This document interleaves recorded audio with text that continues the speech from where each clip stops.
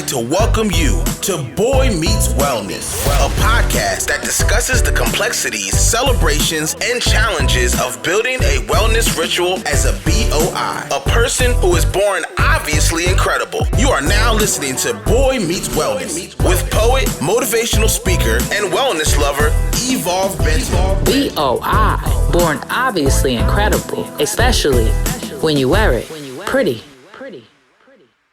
Tyler, welcome to Boy Meets Wellness. I was just telling you, I was really looking forward to this interview.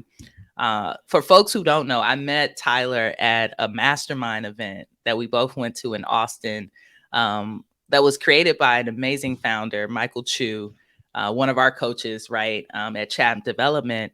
And I remember when I first seen you, Tyler, you got up to the mic to ask some kind of question. And, you know, it also was because your muscles was out, like your muscles was out the whole weekend, but you had a really like positive energy about you and an energy about you that made me feel like, oh, this person is going to be not just a millionaire. Like, I think you're going to have wealth, but it's going to impact people's lives because you're asking a lot of intentional questions about how you could support your clients as a fitness coach. So, you know, when we do bring folks on Boy Meets Wellness and it's about fitness and nutrition, we're very, very intentional about it because, you know, some of the stuff can be very like fat phobic. Some of the stuff can make people feel very uncomfortable. And I know you're not one of those people. So I'm excited to have that conversation because, you know, sometimes people see muscle folks and they automatically think that they're going to be the ones to push them in another direction. So before we get into your business side, tell us who you are and what brings you joy.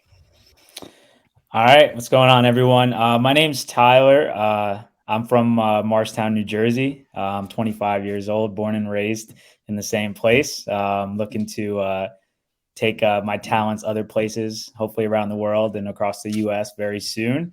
One thing that brings me joy, I would say, is definitely seeing the closest people around me always wake up or attack their day with a smile on their face.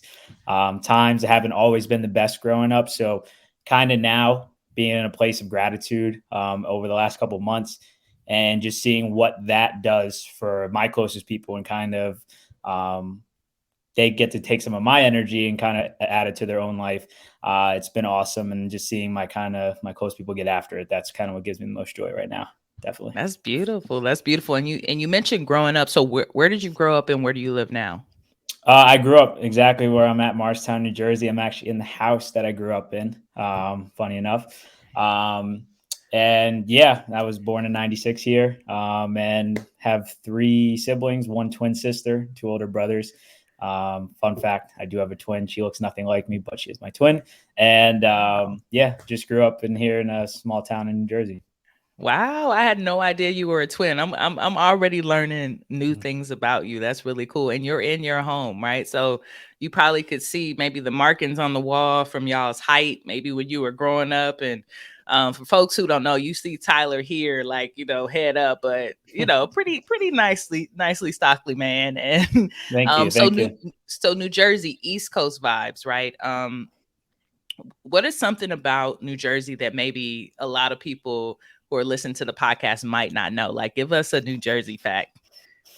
I would say a fact is, although people in Jersey are very direct, straight to the point, and kind of harsh, there is that loving side of it.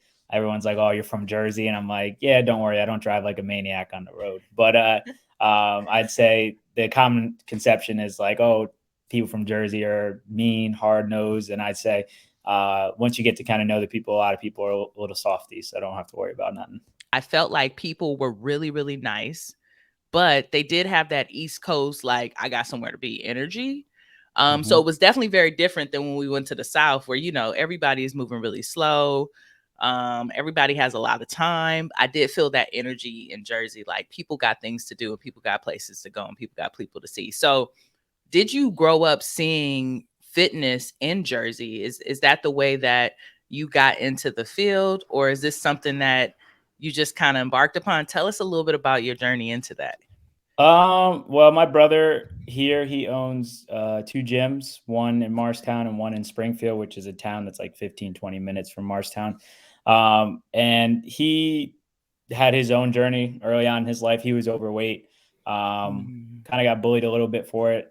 And he mm. kind of turned to the weights and fitness lifestyle. And my brother's, he's 15 years older than me, my second oldest. So he was going at that in the mid 90s. So, definitely, I'd say in the 90s, people spoke their minds a lot more.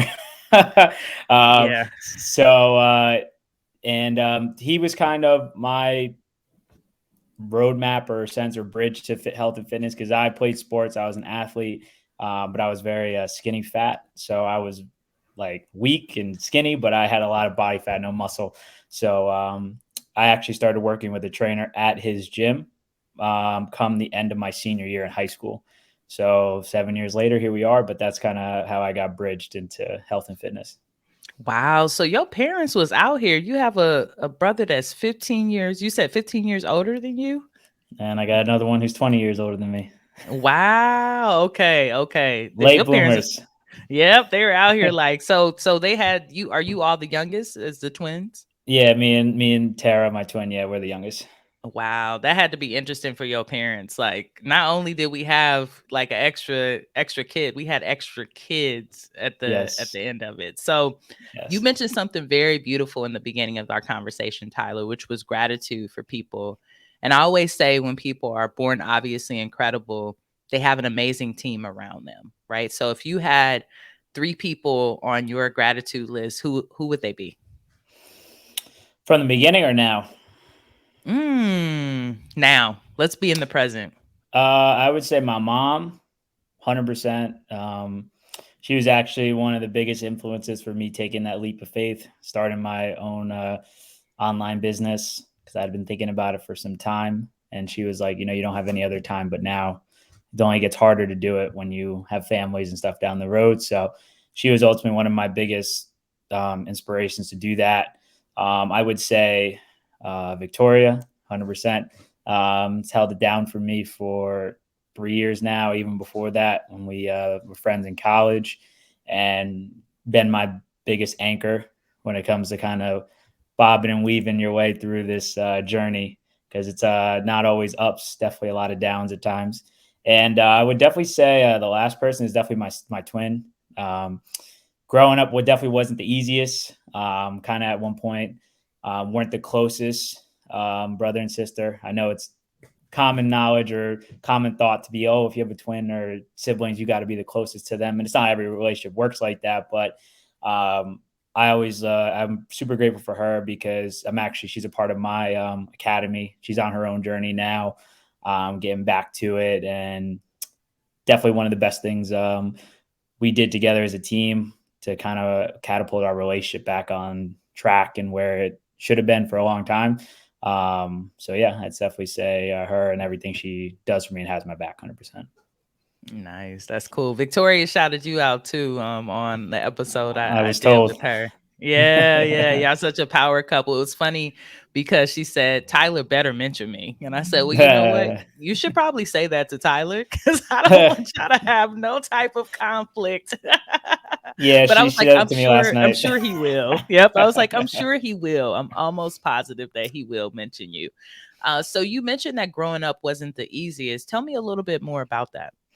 Um, About to get vulnerable. I'd say the hardest part was I come from a house of domestic violence. Mm, Definitely not the easiest times, especially as a young kid, me and my sister being the youngest, and kind of parents already being older. So it was kind of like, what the F? And then obviously, mm, my brothers already had grown up, went through that process earlier than us. So just kind of navigating life through suffering already at your door from day one, mm, in a sense. But I always say, hard times make strong people, and mhm. them strong people make good times. So I'm happy to go through that stuff early on in my life, not have the quote unquote fairy tale trajectory, because it's only prepared me for everything else I'm going to go through and what I've already been through. So it's kind of good. And not to mention having that knowledge, I can already give it back to people that are already going through that stuff now or have gone through it. Kind of just support them in any way I can. So we made it Yeah. out. Yep, you did. You did. And thank you so much for sharing that, right? Like I know that like as a black man, as a business owner, it's not easy to share our vulnerabilities and the things that we've been through, but that's what I really appreciate about you, right? You're willing to share your story, the things that in your path. I actually was just recently talking to a client of mine who's doing a lot of advocacy. He's a black man psychologist around speaking because I work with speakers and consultants around domestic violence, and I was telling him it's so refreshing. You mentioned the 90s when everybody was talking crazy, but also you didn't see a lot of diversity when it came to talking about intimate partner violence or domestic violence. You only really seen women talking about it. So it's so refreshing and very like powerful to see men step into that space. And I'll add something to that. My mom's actually full Italian, so I'm actually what they call light skin. Hmm. Kind of having that the way the society looked at biracial kids at the time. Hmm. My mom and dad got a lot of that going through like the 70s, because that's when my first brother was born, and then the 80s, which is my second brother, and then we were in the 90s. So it was interesting dynamic for not only society but also for both sides of each family, because it's something you didn't see at the time. And like I said, the other thing I wanted to add too about what I've learned from my growing up is like, no matter what, you always have a choice to break generational chains. And I kind of got to Hmm. learn about my mom's side, my dad's side, and seeing how generational trends have continued for so long. And it's like, we've talked about it at Champ Dev too, like certainty, right? No matter what, even if pain and suffering is terrible for you, if that's what you're used to and you're certain about that, you will always gravitate towards that, versus like, what's the unknown? You could be happy, but since it's unknown, you've never experienced it, you will like try to strive away from that because it's like making you uncomfortable. So just having an opportunity to kind of get uncomfortable and break those generational changes has been awesome too. Powerful, super powerful. So let's talk a little bit about your business as a fitness coach. What I appreciate about your social media and your marketing, Tyler, is you're always putting out things that are like, funny. It's always very humorous, but you're pushing back against some of the myths around fitness, right? And I Mm-hmm. think that that makes it really refreshing for the audience, and it captivates people to really think about like, do I really believe in that, right? Or do I not? So maybe what are like 2 or 3 myths that sometimes clients come to you with about fitness that you kind of push back against? Well, my ideal, for just to kind of give you an idea how like some of the biggest myths that my clients come to me about is, I work with both men and women who are busy professionals. So like they're very strapped for time. They don't like always have the like time in the world, working 50, 60, 70 hours a week, plus some even 40, but have families. So it's like kind of crazy. But one of the myths that huge myths is like, if you eat late at night, that the food sits overnight in your stomach and it turns to fat, body fat. So a lot of my clients, they get off late and they're like scared to have a meal because they're like, oh my God, this myth of it's going to sit in my stomach. But it's a myth. And I went through that phase too of knowing, like believing that. But at the end of the day, I always say your body needs a certain amount of food. And if you're under that, and I don't want to get too into the calories and counting and all that stuff, but if you're under that and the next meal you have, no matter if it's at 7 o'clock or 11 o'clock at night, it fulfills that gap, your body's going to process it the same way if it would have eaten at 7. So just telling people that they can still have food late at night as long as it's not over what their body needs on that daily basis. Myth number 2 is cardio burns body fat. Cardio, it plays a role in it, but cardio burns calories. So there's a difference. It burns whatever Mm. calories you have, and the next amount of food you eat, it replaces those calories. So cardio is not necessarily something that burns body fat directly. It can aid, but it's not something that does it directly. And me being running, playing soccer and basketball my whole life, I was nonstop running around. So like, and I was a skinny fat kid. So clearly I was running how many miles a day, but I still had almost 30% body fat, like 140 pounds, which is considered on track for pre-diabetic. So, so I would say that's the second myth, because then people end up gluing themselves to the treadmill. But really what burns body fat is weightlifting. The more muscle mass you have versus body fat, that's actually what speeds your metabolism up faster. So when I got into the weights, that's what changed everything for me. And do I have one more? Oh yeah, my last one, which is my favorite one to debunk, is carbs being like bad for you. There's no, in a sense, yeah, there's healthier foods than others, right? Processed versus whole foods, all that stuff. But at the end of the day, when it comes to carbs, carbs are actually the body's number one form of energy. Like that's what it prefers. So when people go super low carb diets, you wonder why you feel sluggish and terrible. But people feel like they have to eliminate that because that's what they feel gains the most body fat. And it's not that at all. Especially you don't want to eliminate a whole macronutrient from your diet that helps. But I would say people think that because that's what's out there, like, oh, carbs are the devil, too much sugar, yada, yada, yada. But really, it's just the amount of food people are consuming overall. That's really what gains weight or body fat is you're just consuming more than your body needs. And then that's what it all goes to haywire. So I would say just explaining those myths to my clients has taken a lot of stress off of their plate, because now they can go eat out, not really have like guilt or shame around eating carbs or, eating late at night, or doing 6 days of cardio and dreading the whole fitness and exercise journey.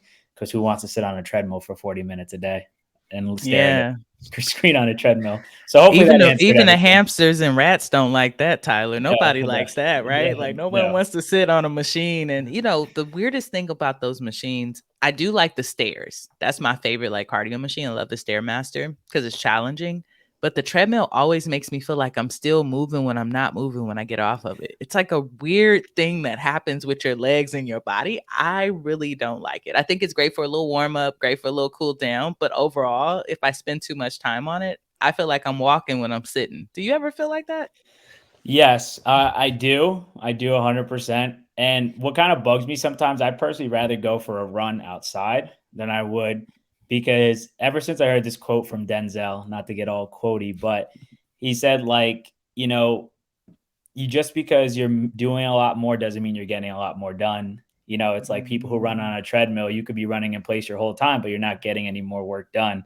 So that's why, like, at least with stairs, like actual stairs and stuff, you're walking up towards something. If you're going on a run, you're running towards a destination, right? And that's the same thing for weights versus always doing cardio or the treadmill. Is like you're going in there with a purpose to get stronger. You're chasing something, not like necessarily something you can do outside, which is more fun for me personally, since being a cardio advocate since I was playing sports. So that's so good to hear. I played basketball growing up too, so I totally get you on that. That kind of like what that position? Small forward. Yep. All right. Well, I Mm-hmm. was a point guard, so I would have dished you some assists.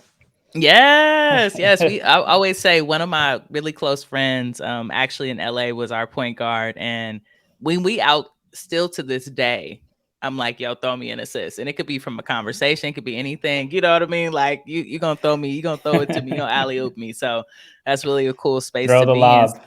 I know, exactly. So you mentioned in that conversation, right, around the myths around eating late, right? And it's so interesting because, time is such a social construct.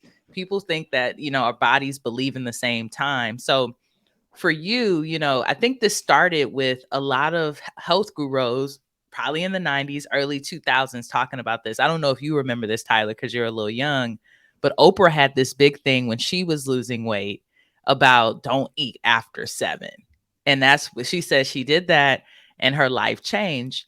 And what I really believe is, now that I've met a lot of fitness coaches, if I had my own journey, it was really because she had a concentrated amount of time where she was focusing on eating things that brought her joy and that really fueled her body. I don't think it had nothing to do with the fact that she was stopping at 7, right? Like, I think it's just that about that. So when you have some of those busy professionals who are doing that, what is your system? Tell us about your academy, about your business. How do you work with them to have the ultimate success?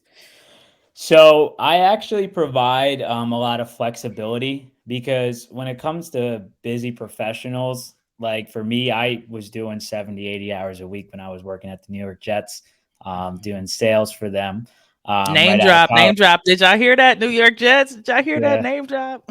Yeah. Shout out to the Jets. They got a big win this past Sunday. So, um, but I have a lot more flexibility. And that's the thing about busy professionals when it comes to lifting and exercising and just, having a good, healthy life is that they don't adapt well to restrictions because they need flexibility. Adding restrictions and like, hey, you can only eat in this time window, or you can only go to the gym at this time. Their life is always constantly forever changing. Like whether it's a business trip, whether it's family, something comes up, they get a promotion, so they have to switch around their schedule. So it's for me, I don't have them in a time strain because it adds more pressure. And then they're like, this is something that I can't like be flexible with. So I pretty much have it structured where, hey, this is your workout. I don't care what time you get it done today, just get it done. That's it. Like you have from the time you get up to the time that you're about to go to sleep to get it done. So that for them start, and I will schedule their days because, hey, like what days are the best for you? Because that's something you're naturally going to start to stick to, catch a flow with momentum. But I've seen when you don't have a time strain on someone, they're going to naturally pick the times that are best for them that day. And knowing that they're like, hey, I got free time for this hour or 30 minutes at this time, whether it's the morning or in the evening, it takes a lot of stress off their plate, knowing that they can still go at any time. So I would say doing that, and the same thing with eating.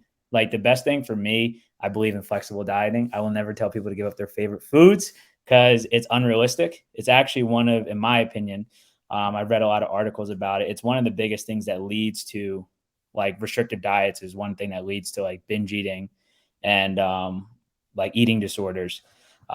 Because like with food, I've learned even from myself, like we have memories attached to that food, right? Like whether it was our favorite restaurant spot or like we traveled to Lisbon, Portugal, like you did, and like all these things. So when you're telling someone they can't have that, you're taking away the nostalgia factor too.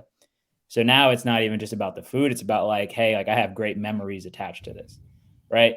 And then eventually the next time they get that food in front of them, they're going to binge eat it because they don't know the next time they're going to get it. So it's like now they're operating from a place of survival. Right. Or like being like having someone watch over them, their shoulder all the time. So now the process doesn't become fun. Right. And then on top of that, like it's not something that's realistic for their lifestyle. So people mostly give up entirely. So I believe in, again, macro counting, like kind of teaching people the fundamentals of like, hey, you need to learn how much food you're actually consuming on a daily basis. Okay, once we've brought awareness to what you're already eating, this is how much you need in order to get to X, Y, and Z goal. And then eventually, once you've mastered, right, reps after reps, you're going to look at chicken and be like, I know how much that's in there, right? Like, or I know how much is in this, or how much this is weighing out to be. And eventually that sets you up to over long term, which I have for all my clients, is the springboard into intuitive eating, which is eating off of your intuition, right? No one wants to count macros for the rest of their life, but it's just like college. We don't get the degree the day when we start college and then put in the work after. Like we put in the work, learn all the stuff, then get the degree, right? So I look at it the same way, but with that process, people are still allowed to eat their favorite foods and everything. All they have to do is just kind of keep a mental note and keep track of it in a log somewhere. So they can bring awareness to like how it fits into their life. Yeah, Hopefully that's that really answered your cool. question. Yeah, it did. That was great. That was great, Tyler. I was thinking about, how folks really go in during Thanksgiving. And that's one of the reasons why, right? Because throughout the year, it's like, "Oh, I'm not going to eat that. Nah, that's too much." So then, Thanksgiving, everybody has a little bit of everything. And it's funny. Um, I would say I'm probably like 20, well, no, I'm not speaking high enough. It's 50% lactose intolerant. It I'm just right doesn't there work with with you. me. Yep, it just doesn't work with me. But I grew up eating so much of it, right? So my mom has a famous lasagna that she taught me to make, Oh, and I only make it around the holidays. And it's not because I feel like I'm gonna go in. It's just more because it doesn't sit the best with my stomach. So I got to prepare my stomach for it and do everything with it. But my wife, like, she'll eat the whole thing, like, right? lasagna is Because she, banging. yeah, yep, and it then turned into like a memory, right? So every holiday, it's almost like an expectation that it's going to come out. I'm going to make it. It's going to be a part of the experience. So I can't even imagine restricting that or trying to take that away from us. Like even, Send me a slice. Send me a oh, I got slice. you. I got you. I got you. The next time, you know what? The next time we hang out in person, remind me and I will definitely make you a batch. I It might is eat the whole something tray. you might. I mean, it's so hard to put it down. It's so hard to put it down. So you work with busy professionals. Who's your favorite type of client to work with? And any client wins that you want to celebrate? Oh, love this question. So I love clients who my favorite type of client I'd say I love to work with. Obviously someone who's self-motivated, right? That kind of cuts off that does 50% of the job already. They're just like, hey, give me the keys and I'll drive the car. Just tell me what to do.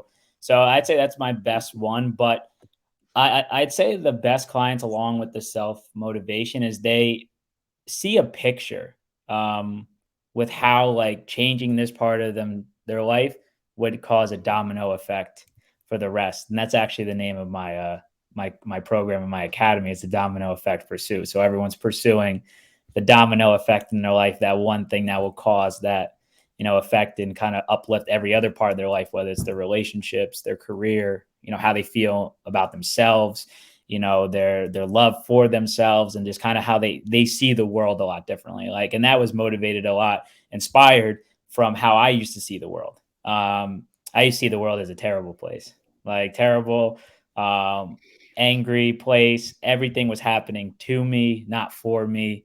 And it wasn't until my brother one day, we actually got into like a little wrestling match. Um, he had a breaking point, my second oldest brother, Chris, of how he was so upset or sad that like everyone in the family was just so angry all the time. Like no one could be mellow. Everyone's always on, like, you got to walk on eggshells around everyone. No one could really be, in a sense, their authentic self. Because there's just so much suffering no one's dealing with. They're running from their problems. So he actually said something to me that like was the start of like my change was, once you change, the world changes around you. And a lot of the times society nowadays, everyone's always blaming everything else but themselves. And it's like, it starts with you and ends with you, and I'd say most of the time, like I've been guilty is like pointing the finger at everything and everyone else. And then eventually I run out of excuses and I look back and I'm like, damn, so you're the one that did all of this, man. So just that, and then kind of bringing that same mentality to my clients is like, or people who've already had that mentality is like, hey, I know if I feel better about myself, more confident, I know it's going to make my relationships better. I know it's going to make my marriage or give me that confidence to go shoot my shot or, do better in my career and get that promotion. Now that my directors and presidents, they see me as a leader because I'm leading by example, not just by what I say. So just kind of tying all those dots together, but like, those are my favorite clients, people that self-motivated, but they see the bigger picture here. Like they might not see it just yet, but they start to catch on very quickly to how this is like possible. Yeah. Because it did And it they're for having me. that. So Exactly. And they're having that mindset shift, right? Like they're really being able to see, where they were and where they're going to go now. And you don't have to do a lot of work with them on that future tense type of stuff. So what wins would you like to acknowledge from some of your clients? I want to give a shout out to Erica Hughes. I just gave her a shout out yesterday. She's down 11 pounds in her first month while working crazy hours, actually doing 2 jobs now. So shout out to you. Want to give a shout out to my client, Ryan Lade. He's been working in the cities in investment banking, working like 70 plus hours a week and still get into the gym and making it a lifestyle. So I would say those are some big wins. My sister, she's down 6 pounds since she started in her first 3.5 weeks. So there's so many to go around. I'd take too much time, but everyone's rocking and rolling. But like I said, just having a strategy in place, someone in your corner who's supporting you, has really been a game changer for people seeing that it is possible. Because when you're trying to figure it out by yourself, and there's so much things that are going through your mind, and then now you have to hold yourself accountable. And we'll be honest, not every human's the best at self accountability because it's not easy to do. Simple, but not easy because we're always our own worst enemy. So I'd say there's a lot of wins. Everyone's overcoming a lot. Peace, family. I want to give you a gift. The guided meditation for wealth is an opportunity for you to start building wealth and growing your income and having a better relationship with money. When I put this meditation together, I was struggling. I was really sitting in some scarcity. And to be honest with you, that still happens to me to this day. This meditation gives you an opportunity to practice and break through that every day. It also gives you an opportunity to move past some of the negative thoughts that you might have around abundance and money. So I'm going to leave the link to this in the show notes or in the description if you're watching this on YouTube so that you can get into the guided meditation for wealth for free. I want you to listen to this at least twice a day and give yourself an opportunity to build a better relationship with money. That's good. That's good. So do you primarily work with busy professionals to lose weight, or are there folks that also come to you and they're like, "Hey, I'm skinny. I've always been skinny my whole life. I want to pick up weight because, I know one of the pictures that you show of yourself often in the before and after, like you were so like small and skinny, and then you like got the Hulk going on now with all this muscle. So is it one way or another, or is it more like you kind of meet with people and you're like, what are your goals, and then you all build a plan for that? I do both. I have some clients that are focused on, building muscle because, again, there might have been athletes and their metabolism is just so super high. No matter what they eat, they just can't gain the size. And that was me. I had to eat like 4,000 calories, 3,500 a day at some point when I started. So I do both. Like some people, not necessarily more about the weight, but they want to shed body fat. That's a whole different thing than just weight loss. And that's one thing people is breaking it down for people. They're like, oh, I didn't even see it like that, because someone might have a good weight, but they just have excess or too much body fat. And then just tailoring it to that, where it's not more so about weight loss, but it's more of like, hey, let's do a body recomposition. That's what we call it. And that's just like recomping their body to where like now they're building a lot more muscle and getting rid of body fat, but they're necessarily might stay around the same weight or just fluctuate 5 pounds either way. So I would say I do it all. I mean, I always just have an open book conversation with everyone. And to me, whether it's building muscle, I've done both. I've built muscle. I've got overweight, lost weight, maintained, done it all. Like, so I'd say it's more so for me about why people are doing this in the first place. Because yeah, it's great to like want to feel better, look better. That's defined universally different for everybody. But it's more so like just having that conversation, kind of getting to people why, because the why is ultimately what's going to drive people at the end of the day. If it's just for like, oh, I just want to be healthier, no offense, that will only get you maybe a month or two. And then you're going to really not enjoy the journey because it's repetition, it's discipline.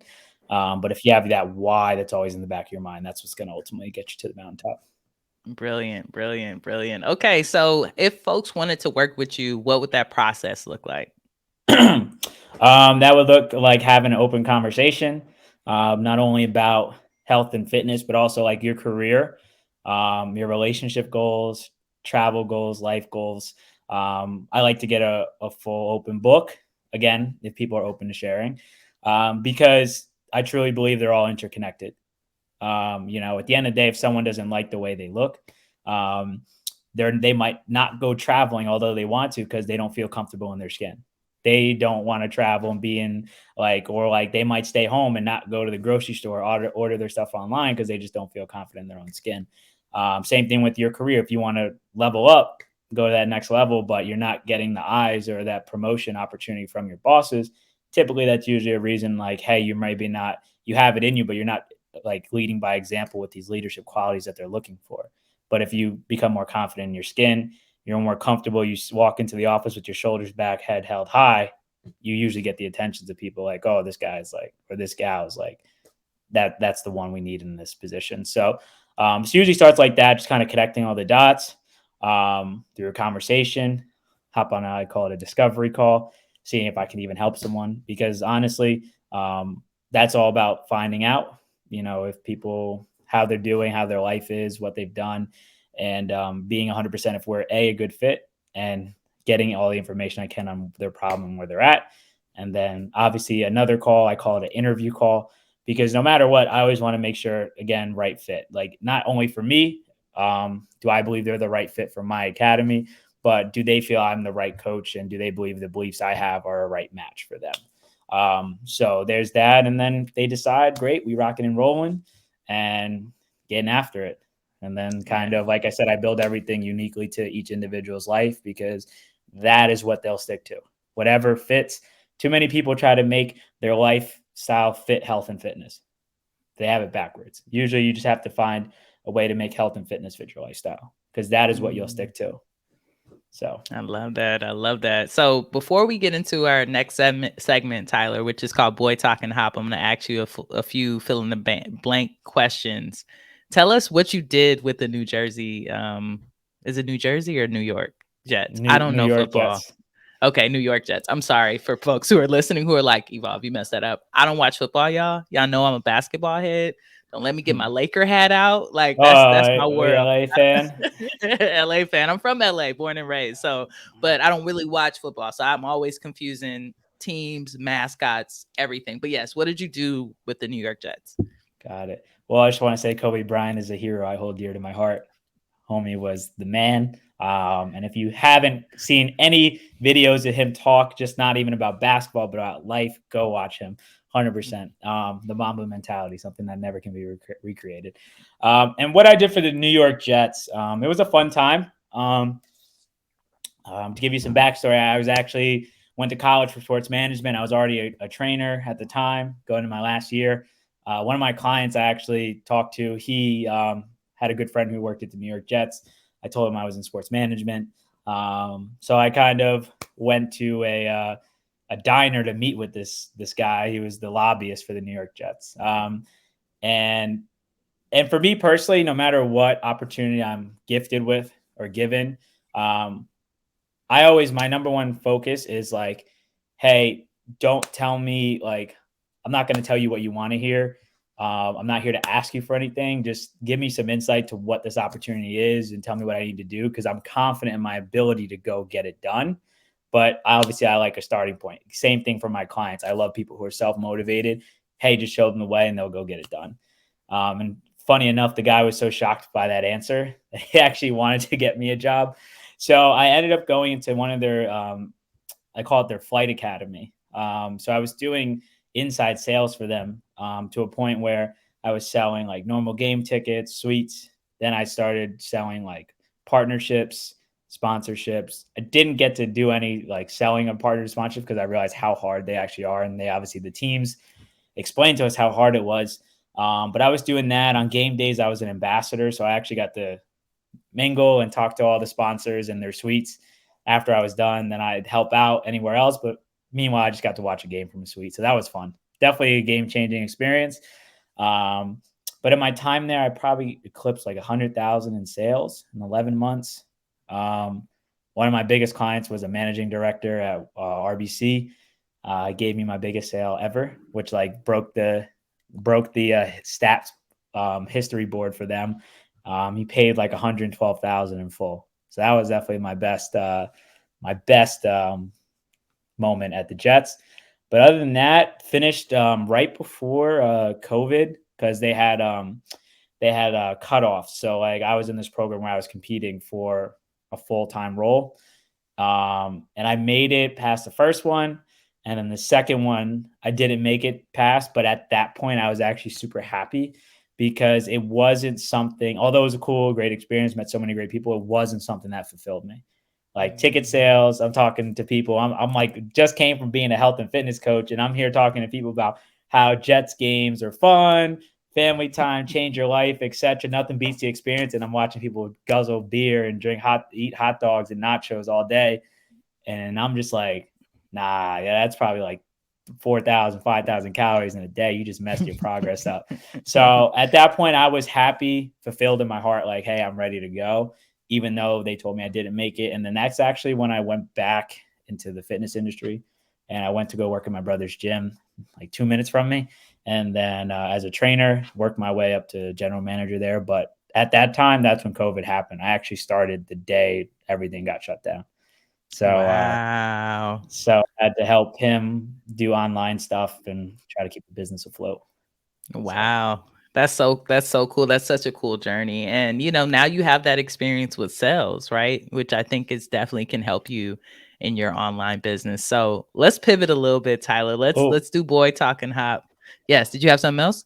yeah, I know you mentioned you wanted me to just quickly distinguish trainer versus online coach. I definitely wanted Yes, to do that for you yes, real quick yes. Let's because I do it. know there's a lot of confusion around Hmm. that. So, as a trainer, 6 years did it. Yes, I help people with fitness and counting their reps and doing all the stuff in person. Um, and again, client goes sees a trainer at a gym versus, and you're not really considering nutrition help, accountability, because it's just sessions. In-person training is just sessions, and pretty much if you have 30 or 40 people you're seeing sessions, you're really not, it's very hard to communicate with everyone outside of the gym because it's just back to back to back to back to back. So that's in-person training, just someone who pretty much counts your reps. I was one of them. Nothing against them as well, because I was one. I see the value in it, but the biggest reason why I left in-person training in like the gym industry in person as a whole, was because online coaching provided something that I believed in, which was helping people with not only their fitness, their nutrition, just having a strategy for both of those in place. Also, the accountability. Hey, like, hey, are you doing your stuff? Although I'm not seeing you today, like, are you doing your things? Or I see you didn't do it. Like, just holding people accountable, because that's where people fall off the most. Is like, you don't see Sean T checking on people after P90X. You don't see the online fitness influencer checking in if people are doing their workouts, because it's just a PDF program. I use an online app so I can actually see what everyone is doing every day and when they've done it. So that's been the cool thing about it. And but also the mindset, like, online coaching is just more than health, fitness, and just like telling people like nutrition, dumbbells, stuff like that. It's really the accountability and the mindset part that help people build habits, because you got to build habits first, and then for a certain amount of time, and then you have to build on top of that foundation with more habits, continuing discipline, so it becomes a lifestyle. And then you want to build on top of that to become an identity transformation, which is you become a totally different person than when you started, which is the ultimate goal, right? Because to the point where you can see yourself without, you like, right now when people start, they're like, I can't imagine doing all this, and then when they get to a certain point, they're like, I can't see myself not doing this anymore.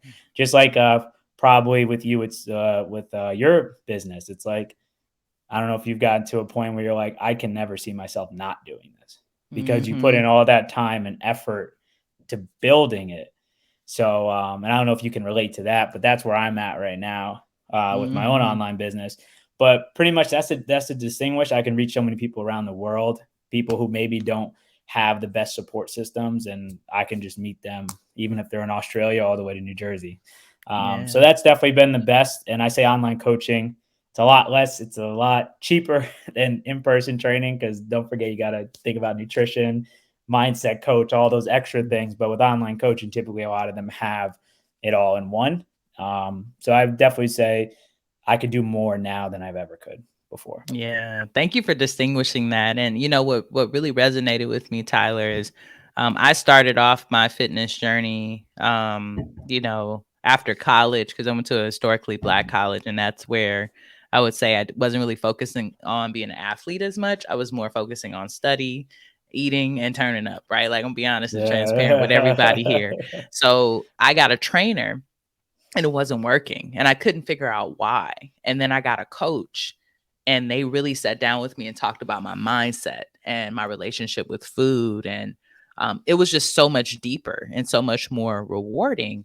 And I know for a fact that the accountability was there. I could just feel the different detail in it. And with that coach, I did meet with them sometime in person, but a lot of it was a lot of conversation that we were having, and a lot of accountability to help me figure out ways that I could track myself, right? Because when you're growing up as an athlete, it's almost like you got a cheat code, because you have a coach, you've got a team, you're playing sport, you eat together, you hang out together, you do everything together, right? And then when you leave that environment, you don't really have that space. I always say, like, an Exactly. online coach really gives you, they're like a coach. If y'all ever watch basketball, like NBA, right? Like, you need that coach. You need that person to show you what you don't see, when you're out there in the field. And sometimes the field changes. It could be a basketball court, it could be a boardroom, it could be a speaking engagement, it could be you're being a banker, whatever it may be. So I love that you brought that together, because I think that so many people start off with trainers because they're accessible. You go to 24-hour fitness or Planet Fitness, they come up to you.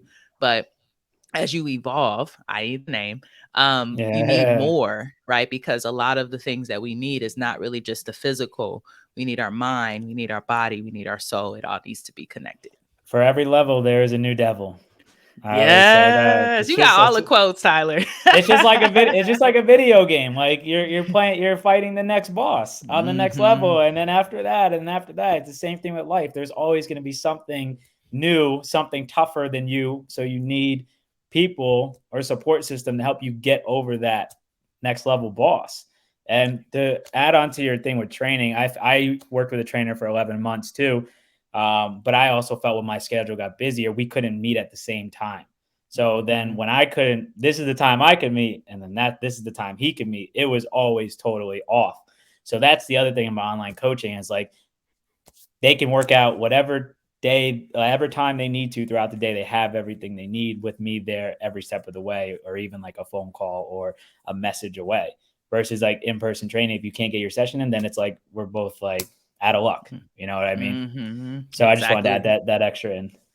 We only have so much time. Yeah. And I love that you brought the business side of it in, right? Like once you're committed to your business, you're kind of in it. And I think online businesses, we both started our business during COVID, right? And we both started them because we seen the impact that COVID was having on our communities. And online business is an opportunity to connect with not just people around the world, but so many different walks of life, right? Even folks who are listening to this podcast, thank you all so much for listening. We appreciate you. It's an opportunity for us to cross time zones. I mean, I was on a speaking engagement with another business group and I was in Australia and I was like, yo, I'm in the future, right? So it gives us some really cool stuff. So let's go into Boy Talking Hop. I'm going to give you some statements and you're going to fill in the blank. All right. This is kind of like a video game. So you got to win. No, I'm just kidding. Just make it fun. Just make it fun. I'm ready. So my first statement is love is blind. Definitely. Okay. We can go with that. Fitness is wealth, I would say. Fitness is wealth. My favorite food is tacos. I'm gonna go tacos. What kind? Because I'm a taco connoisseur. You know, I'm from LA, so I can eat tacos all day. See, I meal prep two things. I had Hawaiian barbecue chicken tacos last night, and then I have ground bison in a beef type sauce, like a salsa. So I'm gonna go with the chicken tacos. The Hawaiian barbecue chicken tacos are slap. That sounds amazing. You gotta drop that recipe so we all can have that. That sounds good. If you could speak to anyone, dead or alive, what would you speak about and what would you do?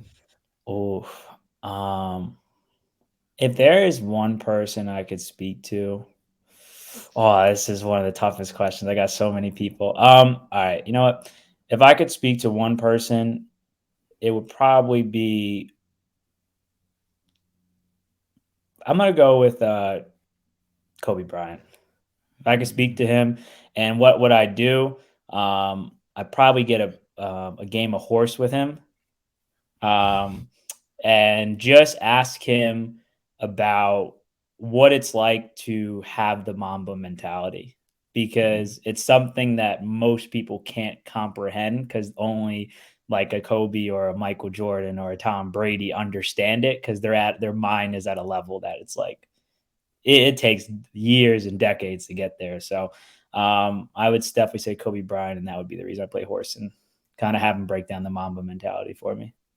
Really cool. My favorite book is The Entrepreneur Roller Coaster, because I'm gonna say right now I have, again, legacy books, but The Entrepreneur Roller Coaster, because it gave me one of the most powerful lessons that set me free and has allowed me to excel my own life, which is there's only going to be on average 10 people at your funeral crying. So at the end of it all, you could do everything great, be an outstanding citizen, but there's on average only going to be 10 people. So the whole point of that lesson is to teach you not to get caught up in what other people think about you and what they say about you, because you just have to ask yourself, will they be one of the 10 people crying at your funeral? And if they're not, then it doesn't matter. So that was because I was someone who's a people pleaser to the absolute highest power. And hearing that, it kind of like had to put the book down for like a week, because I'm like, that just shook me to the core. But it's been life changing for me. So I'd say that. Wellness is. Oh, wellness. I'd say wellness is gratitude. I say when you're grateful for what you do have, you naturally feel good inside and well. And you feel when you have that sense of gratitude, it kind of propels that motivation, because you start to focus on what's important, not what's not important in your life. My favorite workout song is. Right now it's going to be Chant by Macklemore. If you haven't heard it, it's a banger song. Talks about, again, a good struggle story, and they got the choir in there. Oh, good song. Good song. And last but never least, Tyler is. Tyler is a free spirit. You sure are, my friend. It was amazing to have you here. Thank you so much for coming on Boy Meets Wellness. How can people support your work? Where can they find you? Website, all that information, so folks can go join you, work with your business, and also just follow your content, because y'all, Tyler is putting out some really cool and fun stuff. So even if you don't feel like you're a aligned client, I think that you'll be aligned with a lot of the content that he's putting out. Thank you so much for that. You can find me on Facebook. My name is just Tyler Jones. You can find me on TikTok as well, Tyler_Jones96. That is actually the same for my Instagram. And I would say when you go to the Instagram page, it's probably my main hub. There is a link in the bio. If you're interested in coaching, there is a link for that as well, but also some free trainings as well. If you need some support and just have some questions, there are some free trainings in there that you can get access to. But I say that's how you find me the best. What's going on? I'm Tyler Jones, and I'm born obviously incredible. Thanks for listening to Boy Meets Wellness. Stay connected on and off the show by following us online at Boy Meets Wellness. That's boy with an I. Until next time,